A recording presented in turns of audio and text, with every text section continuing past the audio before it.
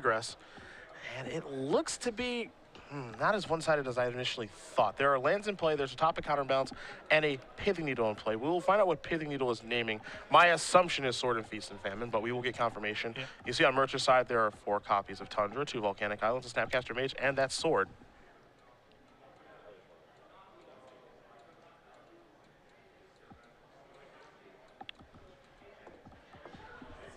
And now?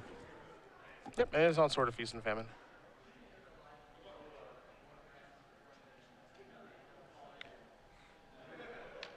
And that Snapcaster with some healthy options here.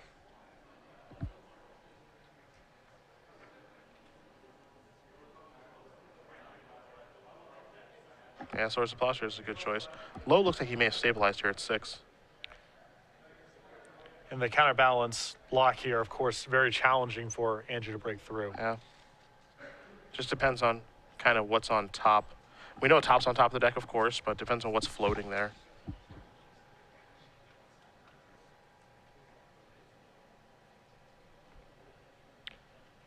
But it's just hard for Blue-White Red Delver to win the games from these spots. The game's dragged on. You're in the lock. You don't have a lot of live draws left. And there's a lot of cards that you just can't beat from this spot. And Treat is pretty much game over. Jace is likely to be game over. Yeah, just one big haymaker. That's all it takes. We know there's a 1 on top of the deck, so Murch probably can't play any spells, some cantrips like Brainstorm or Ponder, Cataxian Probe, what have you. Low gonna take a look at the graveyard here. Wow, we've been deep into this game. Yeah, and that happens sometimes. Even though Blue-White Red Delver is the beatdown deck, they try to go a little bit longer than most builds. And the counterbalance deck obviously is fine going long too. So these games drag out a lot more than I think any other Delver matchup against counterbalance really does. The problem too is that Blue-Red Delver, it wants to try to play a long game if it doesn't kill quickly, but the ability for it to kill quickly is almost impossible, I think, just because Delver is dead to Bolt, to Swords, to Red Blast, to Pyroblast. Yeah. So the Delver kind of cheesy, tempo wins, counter this, wasteland that, it just doesn't happen against Miracles. It just does not happen. Yep. Top gonna draw a card. Now that's gonna counter the Ponder. You see Low really picking up his pace of play. Wants to get this one over with. Here's a top, in for 2. There's a fetch land to be able to clear the top of his deck, so Murch is gonna untap and take a draw here. And now he gets a lot of looks. You see Murch's hand is all reactive. He's got 3 counter spells, a Spell Pierce, a Flusterstorm, and a Daze. None of those good right now.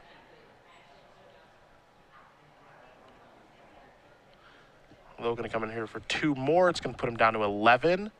Volcanic Island, I believe, was the draw. Gonna spin top one more time. There's Vendilion, a Terminus, and a Scalding Tarn.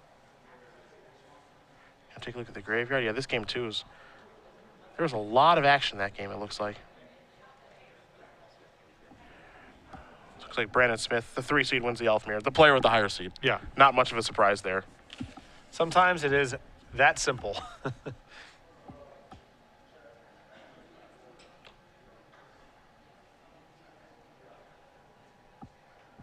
I think we got a real chance here at Burn versus Miracles in the finals. Could be, yeah. And that's a matchup that is not easy to play if you are Burn. I wouldn't want any part of that. Well, the matchup actually isn't horrible for Burn, but if you slip up once, you die. You have no margin for error. There's True Name Nemesis. There's a trigger. We know there should still be a Vendilion up there. I think he's been spinning around a click for a while now. Mm-hmm. That's one of the few ways for Murch to actually steal this one. So there goes True Name. Yeah, and his hand just offers him no help against this.